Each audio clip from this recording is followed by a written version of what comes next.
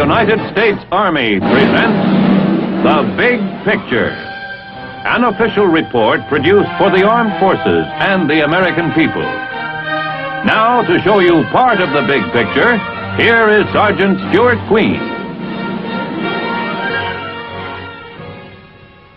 In part one of our two-part documentary on World War II in the Pacific, we saw how American forces rallied after early setbacks and forced the enemy on the defensive. Successive Allied victories in the Central and South Pacific during 1943 made possible the great sweeping drives the following year, which cost the enemy all his early gains. Now we will witness the final stages of that epic struggle.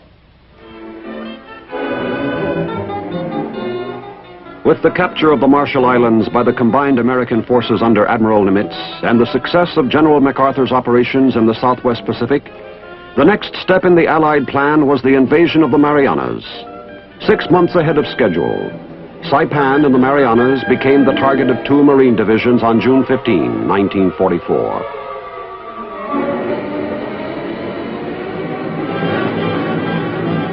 5 days later, the Army's 27th Infantry Division went in to reinforce the beachhead.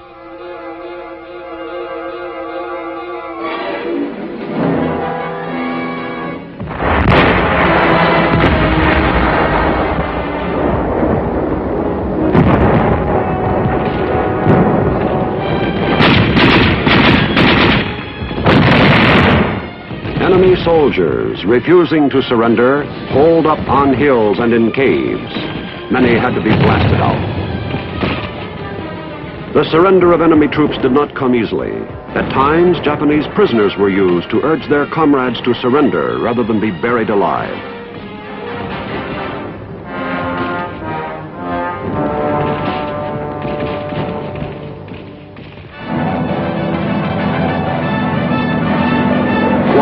Which the enemy had overrun early in the war, was pounded from the air and sea.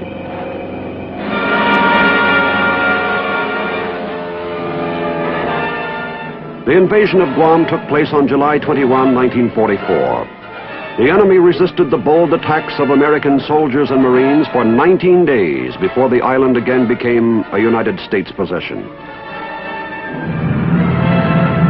During the fighting in the Marianas, Army engineers and Navy Seabees had begun work on an extensive system of B-29 airfields. In November of 1944, the first B-29s from Saipan flew against Japan. Between Guam and the Philippines were the Palau Islands. In September of 1944, the 1st Marine Division pushed ashore on Peleliu. The Army's 81st Division landed on nearby Angar Island.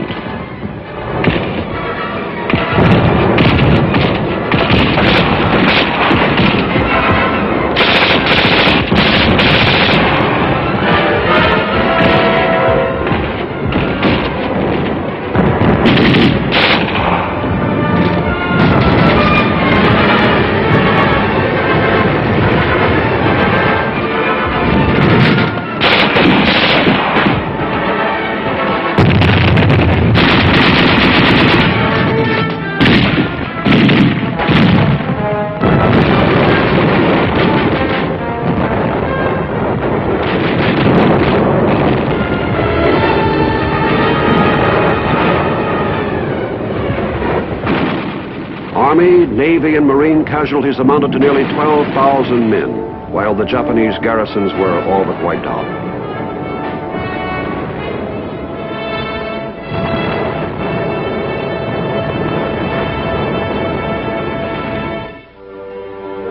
On the same day that Nimitz forces invaded the Palaus, MacArthur's troops, in a strategically converging attack, jumped from the western tip of New Guinea to Morotai Island.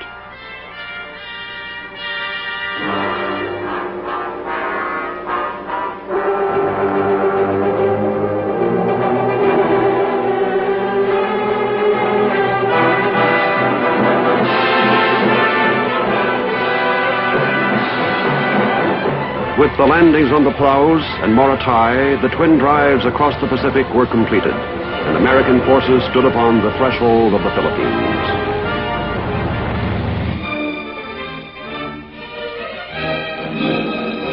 To the men who had carried the fight from Hawaii and Australia to the Palaus and Morotai, the Philippines had long stood as a symbol on which their determination and hopes had focused. We had lost those islands in the grim early days of the war, and with them we had lost military advantage and a measure of our self-confidence. Now, 3 years later, a large and powerful armada converged upon those islands 2 months ahead of the Allied schedule. Destination Leyte, purpose liberation. General MacArthur had promised to return, and return he did.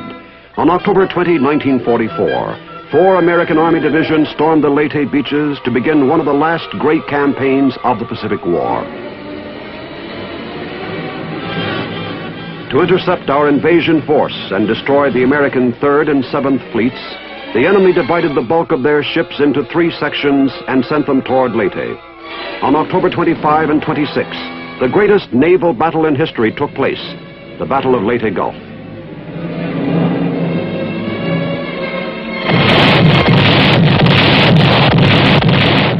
The enemy lost 3 battleships, 4 carriers, 10 cruisers, and 9 destroyers, breaking the back of their naval power.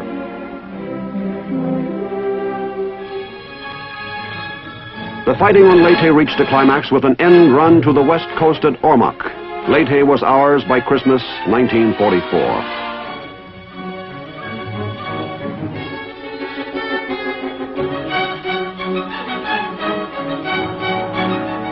Even before Leyte was secure, troops of the 6th Army had moved on to Mindoro in preparation for the invasion of Luzon.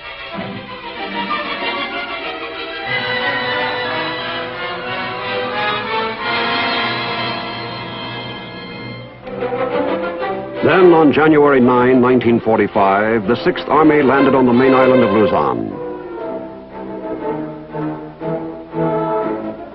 A people who had existed 3 years under enemy rule welcomed their liberators with unrestrained joy.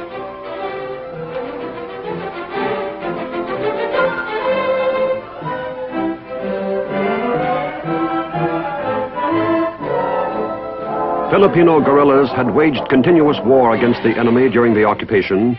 Now, armed and equipped as units of the new Philippine Army, they fought side by side with advancing Americans to drive the invader from their soil.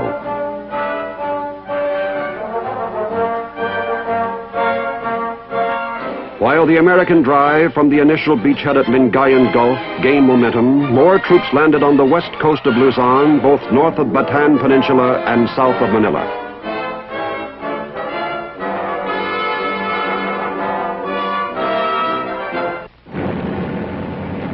Enemy forces were concentrating their defenses in the rugged mountain terrain, and the task of routing them was exhausting and hazardous. I don't think they're going to be doing okay. They're flying down there at 20-degree altitude, but they're doing okay. They're doing okay.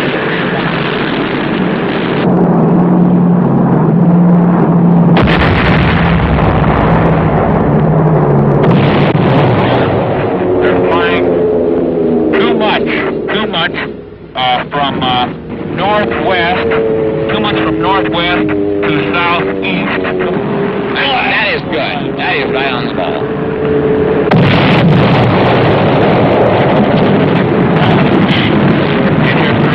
Engineer three. Bombs. Very nicely placed. With a mission of attacking this ridge directly to our rear, which is about 2380 on the map. B Company is moving through F Company's present position, located on this high ground back there. They're going to pass through F Company and attack up towards the same hill, 2380. Now, can you give me a concentration on that hill? On 2380? Right. Yes, we have the 4.2 mortars, the 155, 105, and 75, all zeroed right on the hill. A daring raid on Cabanatuan Prison brought freedom to hundreds of survivors of the Death March in Corregidor.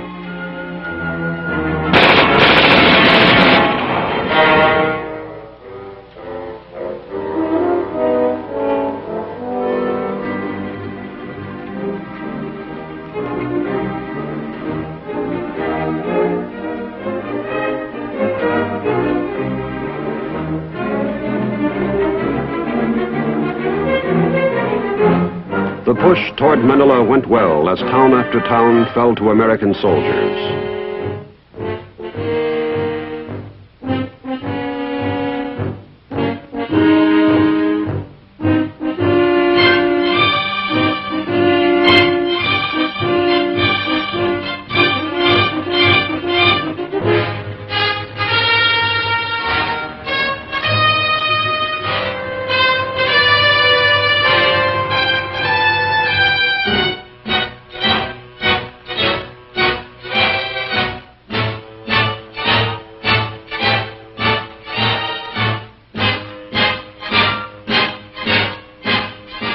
By early February, the 1st Cavalry, the 37th Infantry, and the 11th Airborne Divisions converged upon the city.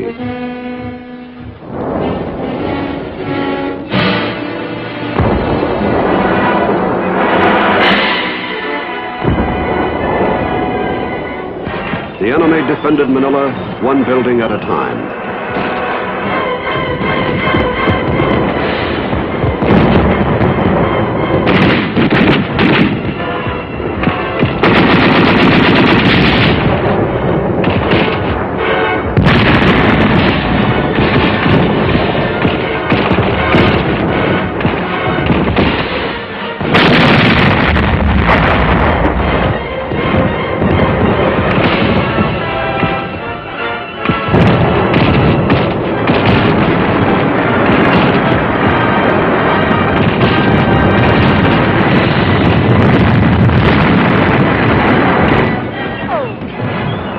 One of the strangest battles of the Pacific War was fought in the Rizal baseball stadium in Manila. There, American tanks in the infield fired their guns point blank at enemy defenders who were hidden in the grandstands.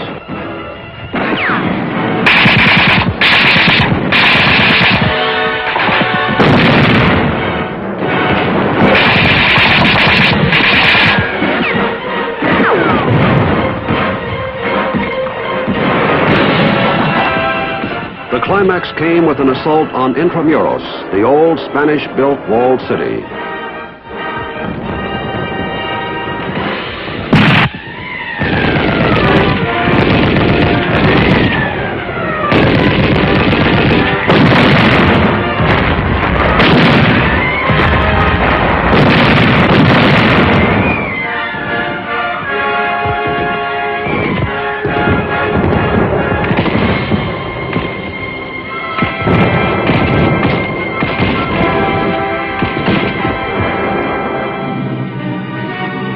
Before our Navy could use Manila Bay, the enemy garrison on Corregidor had to be subdued. The 503rd Parachute Infantry dropped on the island February 16.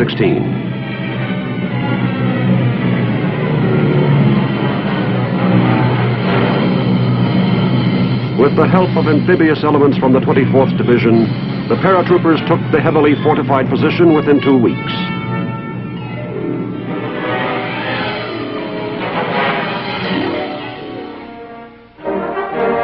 Shortly thereafter, General MacArthur arrived to congratulate his men.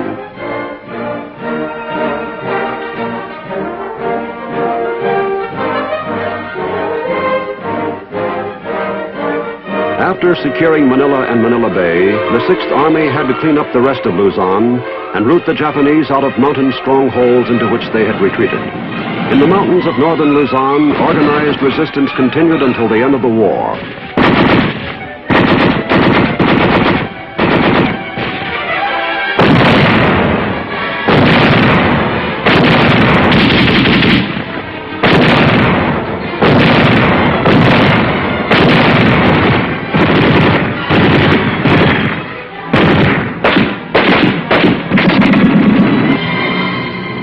While the 6th Army was finishing the job on Luzon, the 8th Army moved into the southern Philippines and in a rapid series of amphibious operations cleared Palawan, the Zamboanga Peninsula, the Sulu Archipelago, Panay Island, Cebu, Negros, and finally eastern Mindanao.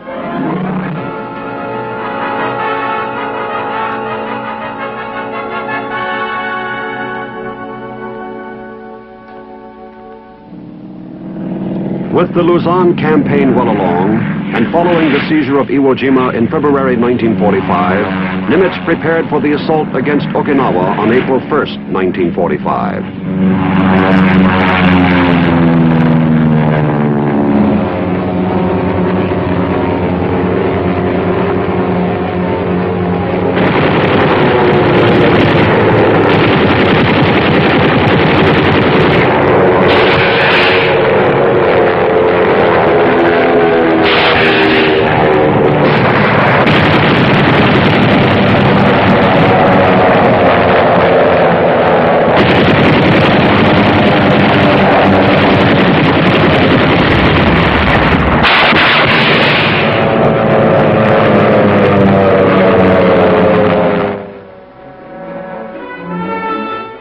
"1,300 American naval vessels converged upon Okinawa and began the heaviest pre-landing bombardment of the Pacific War.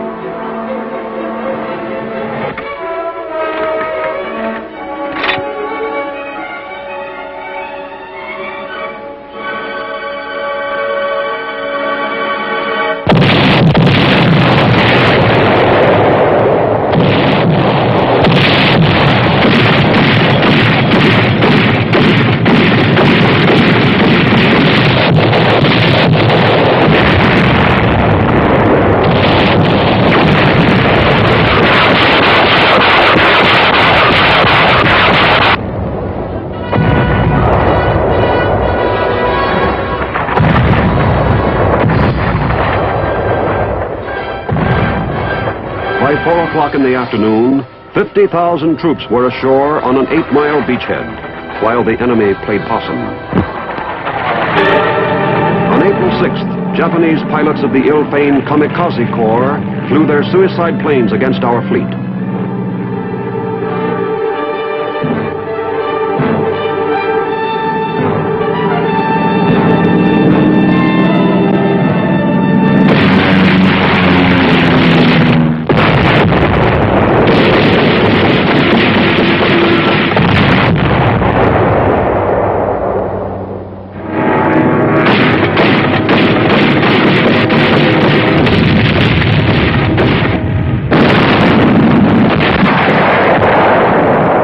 In 36 hours, 383 attacking planes were shot down.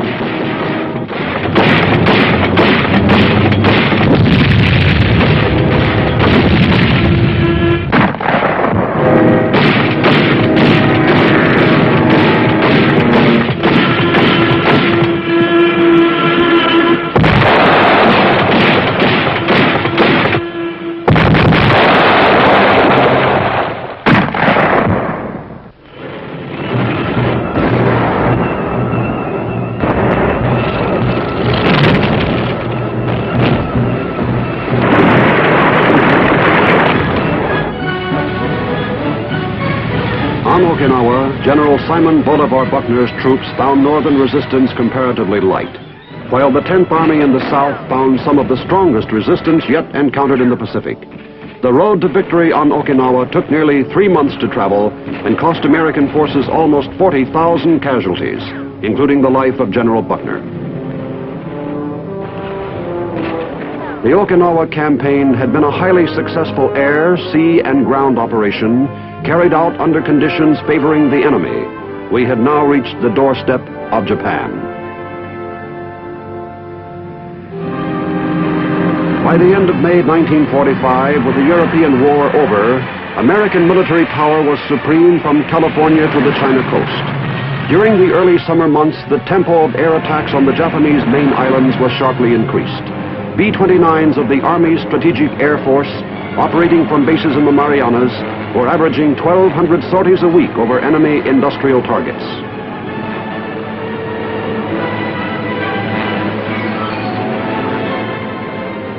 Fighter cover from Iwo Jima protected the big bombers against enemy interception.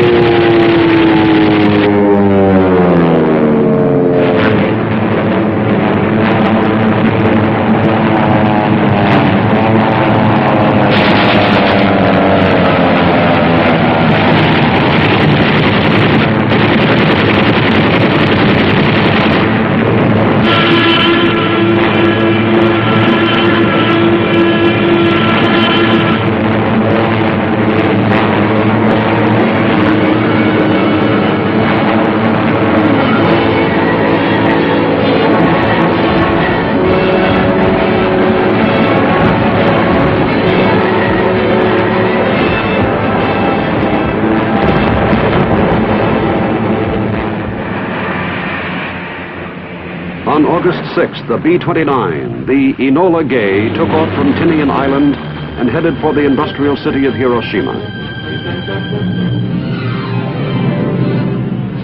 At 8:15 that morning, the Enola Gay dropped the first atomic bomb on a city.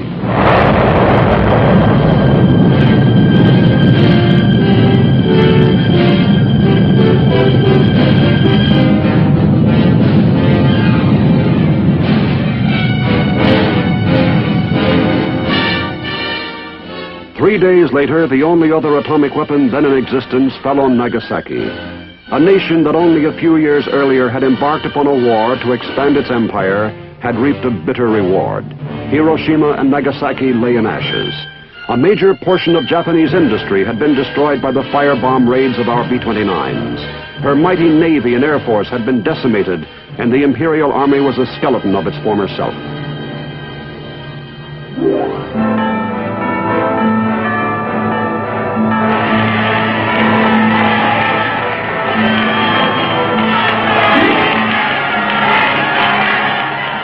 Both victors and vanquished cautiously approached the matters of unconditional surrender and occupation. Under the Japanese military code of Bushido, nothing short of a direct order from the Emperor could have persuaded commanders to lay down their arms. But the Emperor had given the order, and the armed forces complied.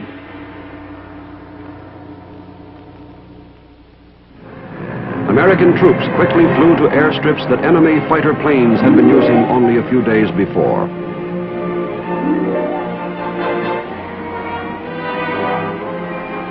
In the last amphibious landing of the war, more troops went ashore to assist in the occupation.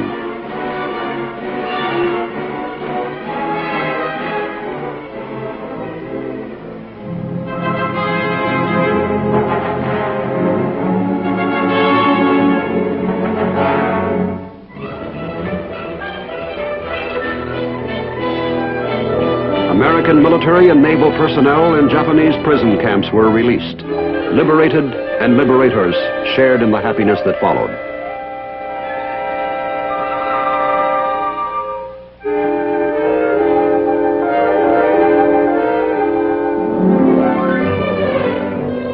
The Allied High Command estimated that more than 1 million casualties had been avoided when the Japanese capitulation canceled invasion plans.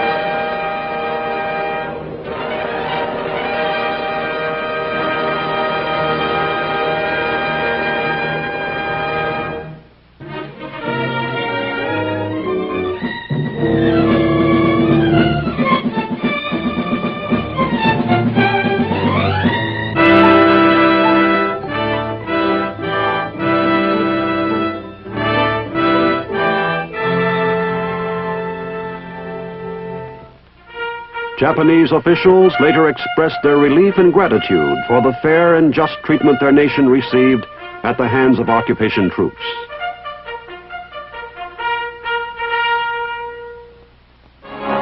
Although the warlords who had brought on the conflict were subsequently brought to trial, the Japanese people were permitted and even encouraged to make the quickest possible transition to useful, peaceful activity without American interference. Engineer units immediately pitched in to help rebuild what our bombers had destroyed. After years of propaganda and heavily censored news, a free press kept the Japanese people abreast of daily developments. From the first day of the occupation, American forces exerted every effort to gain Japanese cooperation. Aboard the Battleship Missouri in Tokyo Bay on the morning of September 2, 1945, Allied military leaders assembled for the signing of the formal peace agreement with Japan. We are gathered here, representatives of the major warring powers, to conclude a solemn agreement whereby peace may be restored. The terms and conditions upon which surrender of the Japanese imperial forces is here to be given and accepted are contained in the instrument of surrender now before you. I now invite the representatives of the Emperor of Japan and the Japanese government and the Japanese Imperial General Headquarters to sign the instrument of surrender at the places indicated.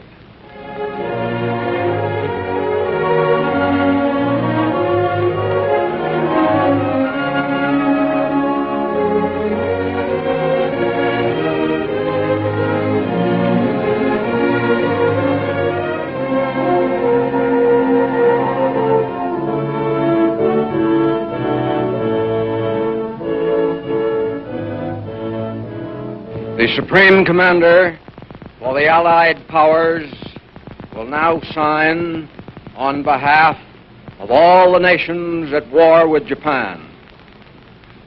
Will General Wainwright and General Percival step forward and accompany me while I sign?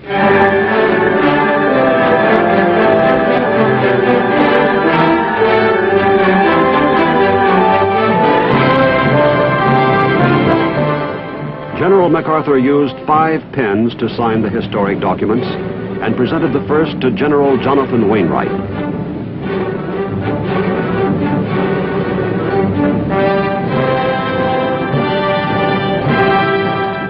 The second went to British General Percival, the defender of Singapore, 2 to the National Archives, and the 5th MacArthur kept for himself. With the signing of the peace, which marked the end of World War II, General MacArthur said simply, "These proceedings are closed."